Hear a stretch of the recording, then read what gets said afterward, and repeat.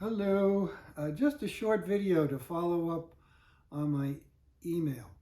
These electronic handbells are meant to mimic the way we ring a regular handbell. We start from the shoulder, we come up and we tilt and ring and then stop back here. So we're trying to do that with the electronic handbell. But it will stop when it tilts, even if it's not on the shoulder. Nothing I can do about that, but it's the way we ring handbells. Now you see how it continues to ring until I tilt it back.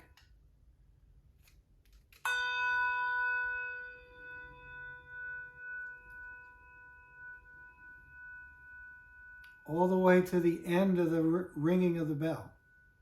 And then it will stop. Now, with the short notes,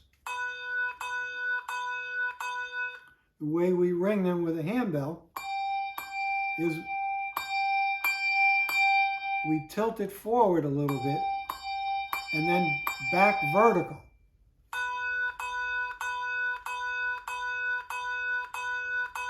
Okay, if you don't go back vertical, it's not going to re-ring until you come back to reset the computer code. That's just the nature of the beast. But it will follow what the handbells are doing. And that's the whole idea.